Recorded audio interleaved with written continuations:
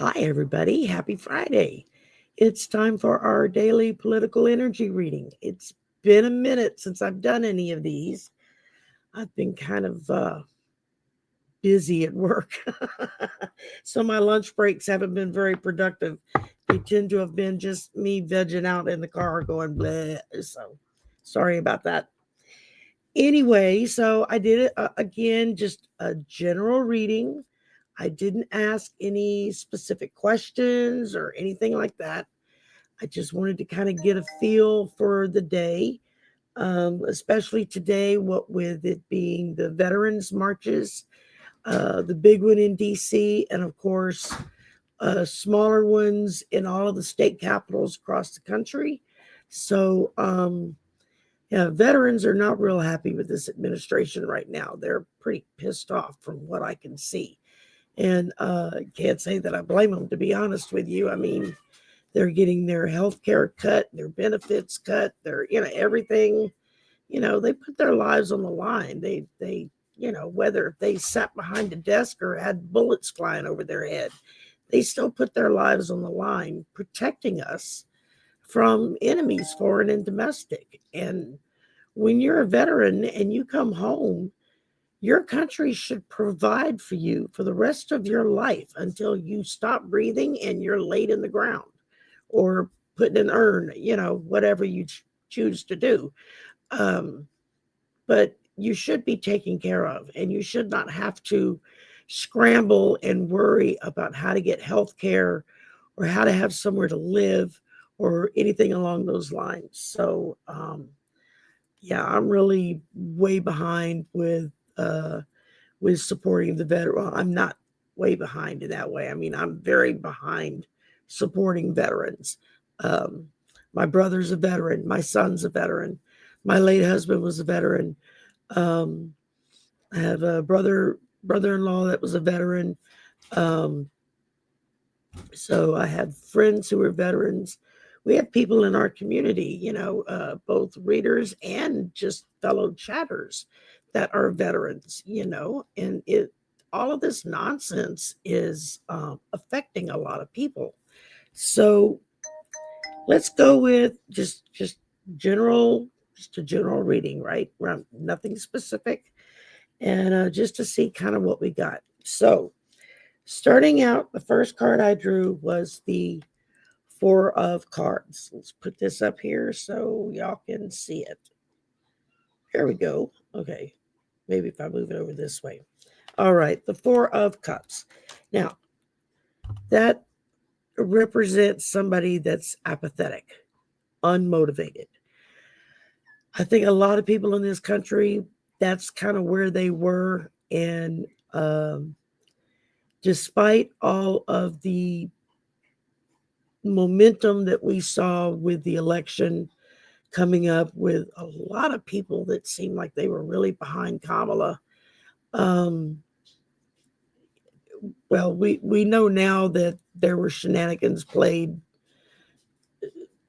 The current president in the White House has admitted as much on air in live interviews. It's on video that, yeah, they cheated and fixed it so that he would be the president so that he doesn't go to jail. Well, he's still going to end up in jail. So um, the Four of Cups is also, because as you can see, he's kind of sitting there. He's just looking down at those three cups on the ground in front of him, and he's completely missing the cup that's trying to be handed to him on the side there. Um, so it's a time for, I would say, introspection, um, reevaluation, in need of an adjustment, like an attitude adjustment, right? There are a lot of people that need attitude adjustments, in my humble opinion. Let's make that clear. That wasn't Spirit saying that. That was Sherry saying that. Um, but it's kind of sad that we had so many people that were just kind of meh. Doesn't matter if I vote. Who cares if I vote? My vote doesn't count. That's a message the Republicans have been drilling into our brains for over 50 years. and it has stuck. And you have a lot of people who really believe that. And because of that, good legislators aren't elected because people don't show up to vote. So what happens? Someone that shouldn't be in the office, they win. They get in there and reinforce that persona of, well, your vote, my vote didn't matter anyway. Look who I got to deal with, not realizing that had they gotten out and voted, had they gotten involved, they would have gotten the kind of person into office that would have been there to do things for them, not against them. The next card I drew was Justice, the Justice card. And she doesn't look very happy, if you ask me. Now, justice, of course, that's a representation of fairness, of balancing good and evil, right and wrong, truth and lies. It's that balance, right? It's a reminder that we are all responsible for our actions. And I don't know about other parents, but I know we taught our son from an early age there is a consequence to every action or non action that you do. There is still a consequence to that. If you do something wrong, you get punished. If you break something, you're responsible to replace it or to fix it. Um, if you do what's right, then you get rewarded. It's all part of that being balanced, being fair. Um, a lot of, when it comes to the political matters, a lot of justice comes about when we're aware of what the facts are, when we're aware of what the truth is, when we take the time to look it up and mark down exactly what it is that we're voting for or voting against. Whether if it's amendments to your state constitution, um, whether if it's for somebody running for an office. Hang on, the dogs are going to start. Okay, we're back. The dog started barking, and he's got a button that gets stuck. He starts barking, and he doesn't stop. That's the little dog. That's the Dorky. He's a Yorkie and a Dachshund mix. He's our old man barking, get off my lawn, is basically what he is. So where did I leave off? Justice. Okay, so, that's part of what so many people right now, as upset as they are, look at the veterans who are marching today. They want justice. And in that respect, they're talking about balance and fairness. That for those that have done for their country, who work hard, who contribute, they should be rewarded, not punished. And right now, we're seeing an administration that is punishing everybody that has worked so hard for their country, for their families, for their communities. And what are they getting for it? They're getting punished for it. Where is the fairness and balance in that, right? Next up, I drew the Five of Pentacles. Now, nobody likes to see this card come up because this symbolizes financial hardship, feeling left out in the cold, feeling like you don't belong. How is it fair and balanced that we have veterans who put their lives on the line for us, sleeping in cardboard boxes on the street because they have nowhere to go? How is that fair and balanced? And so this card kind of represents them. It represents the fact that they feel isolated. They are undergoing financial hardships. A lot of them don't have anywhere to go. They don't have a place to live. They don't have family that give a crap about them. And now they've got a government that's treating them even worse. I didn't really realize that this was going to be about the veterans today, but it looks like that's what this is turning into because every card seems to be pointing that direction. The good part about this card is that while what we are currently experiencing is traumatic and a hardship, it is only temporary. It can be changed. That's where free will comes in. Because next, I drew the King of Wands. Now, the King of Wands represents long-term success as a leader.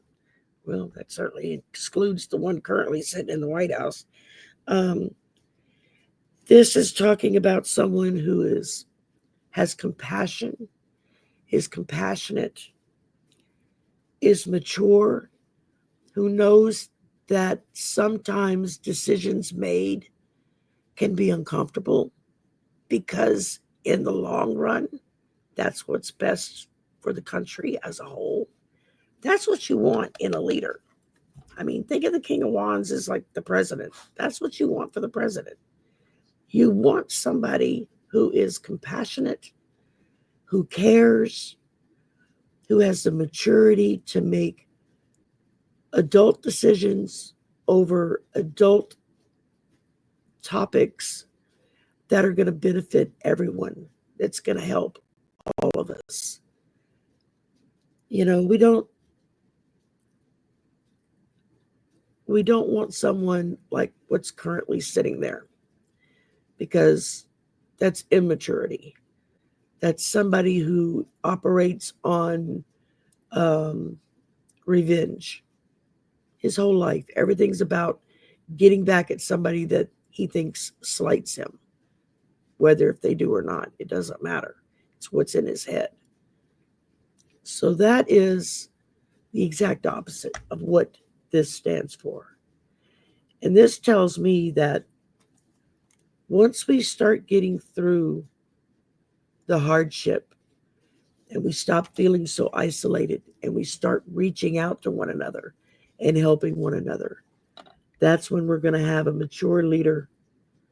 Man or woman, it doesn't matter. Black or white, I don't care. I just want somebody who cares about the country, who cares about my fellow brothers and sisters who are Americans, who cares about even the global world, you know, and how what we do in this country affects others. We want someone with maturity and with caring to be in that leadership position. And I think this is that little glimmer of hope, always talking about hope, that, yeah, that leader's coming. He's just not here yet, but it won't be long. And then I drew the last card I drew was the Page of Cups. Now, the Page of Cups symbolizes curiosity, creativity, open-mindedness, new possibilities. This is younger, more vibrant leadership coming into offices in the House, in the Senate, in your state offices. These are people who are full of ideas and raring to go. And let's start putting things to rights again. Let's fix what got broken. We need these people, and we need to encourage these people. Again, man or woman, black or white, I don't care. As long as they have the fire and the passion to want to make what this country is supposed to stand for right again. I started to say make America great again, but that just doesn't seem to go because that brings up all the wrong images in our brains. But in a way, it's true. We want young people like AOC and Jasmine Crockett, and, Moskowitz, and God, there's so many I can't even name them all. Those are just the three that I probably saw on air today, and that's why their names pop into my head. But we want people who are willing and ready and able to roll up their sleeves and let's get to work. Let's fix what got broken. Let's fix what was broken before, and let's put us back on the right track. That's what we're waiting for. You got the mature leader who is ready to take us in that direction. We got to surround him with fresh blood, young people, energetic people that are willing to carry out his ideas and his plans to make us the nation we were meant to be, the nation that our founding fathers saw us to be. We are so far away from that right now. It could be very discouraging, but these cards give me hope. They really do. And then at the bottom of the deck, we had the Ten of Wands. Here we go. Hold it up a little bit higher. Okay. We have the Ten of Wands. Now, as you can, let me take this out of the deck here. As you can see, the Ten of Wands, this is somebody that's overburdened. They've got too much to carry.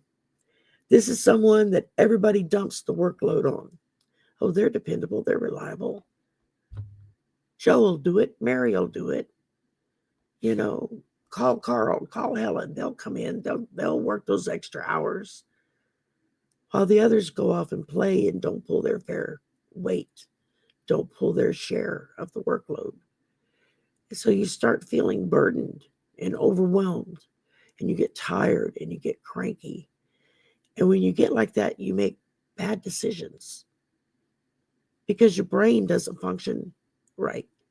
That's a biological, medical fact that they have discovered. When you're malnourished, when you're exhausted, when you're stressed to the max, your brain does not function the way it's supposed to. So that right there tells you just those three things alone, that if we take care of that for the people in this country, they start making the right decisions. They start making good decisions. There goes the dog again. Hang on. Sorry, guys. I have to yell at him, make him stop. Where did I leave off? Burdens and responsibilities, overworked. So I think this is a warning that if we don't roll up our sleeves and all of us pitch in to do what's best, to do what needs to be done, then those that are there doing the work are going to get tired, and they're going to be burdened, and they're going to be overworked, and they're not going to make good choices. So this is, I think, just a little warning that we have to share the workload. We have to support each other. We have to have each other's backs. We have to take care of one another. You know, with some of the crap that they're trying to pull right now, how many senior citizens are starting in a week or two going to start fretting and worrying? Is their Social Security check going to come in? Is their Medicare still going to be there so they can go to the doctor and get their medicine? What's going to happen to them? What, we're just going to cut them loose, let them wander the streets? I mean, that's what Reagan did when he was in office. He cut all the programs, and what happened? You had all of these mentally challenged people literally cut loose and put out on the street. And what happened there? Homelessness went up, theft went up, murders went up. You had crazy people wandering around that didn't have their medications to take anymore, so they were even more crazy. Study upon study has been done on this. That was the damage that Reagan did. Well, one of the damages that Reagan did to this country was just cutting everybody loose, cutting them off. And now you got dodo brain in there doing the same thing. So we've got to make sure that we pick reliable, energetic, mature people, mature in their mind, not necessarily in their age, but people that are willing to work to better things for their fellow Americans, for themselves, for their country, for their community, for their state. It takes all of us. It takes all of us to work together to be successful. And I think that's part of where starting out with the Four of Cups back in the beginning, that apathy, everybody quit caring. Everybody just sat back and thought, oh, they'll take care of it in D.C. But if you're not holding them to account, who's going to make them take care of it? They're going to do what they want to do, right or wrong. So I really feel like what we're being told on this is be willing to be involved. Do your homework. Find out what the conditions are in your state. What are these amendments they want to do to the Constitution in your state? What do they mean? What does it mean if you vote yes? What if it means if you vote no? Pay attention to those that you elect into leadership positions. What are their real standards? You can find that out. Spend an hour on the Google machine. You can find out just about anything you want. Start talking to people that live in the area that person comes from. What's their reputation? What kind of person are they thought of to be? Do people roll their eyes and say, oh yeah, that's a jackass? Do you really want to vote that person in? I mean, granted, maybe the jackass is better than the other guy. You might have to go that route. More importantly, know what it is you're voting for. And remember that it's the whole point of this is that we have to take care of each other. If we want to remain a free society, then we have to be willing to do the work to keep it free. Because right now, we are on the razor's edge of falling off into a dictatorship or fascism or oligarchy or all of the above. And it's not going to be a pretty sight, and it's not going to be fun.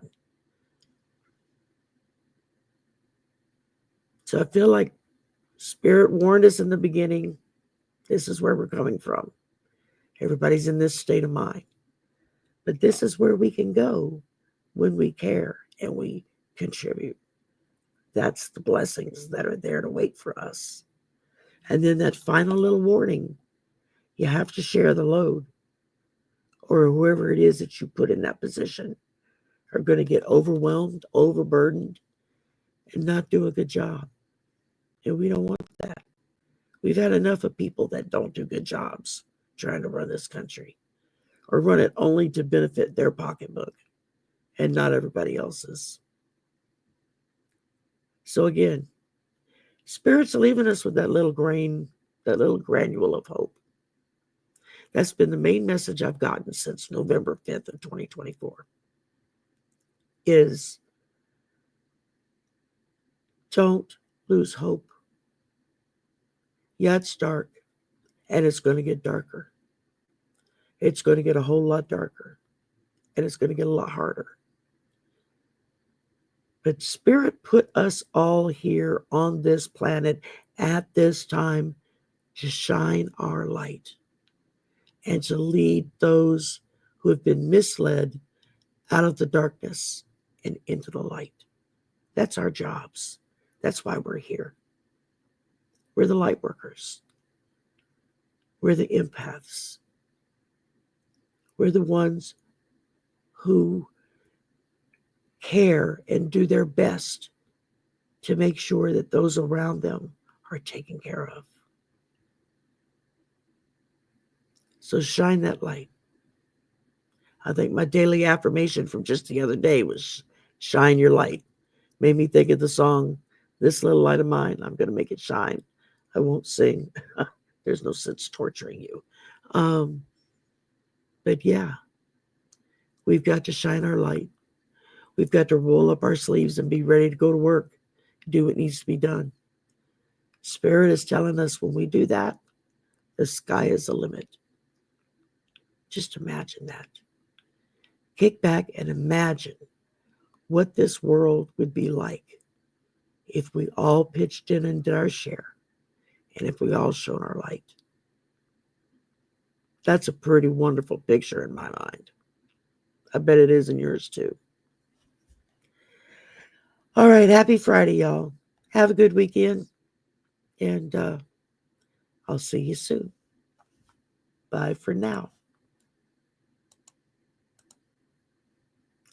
Pop-ups. I hate freaking pop-ups. Bye.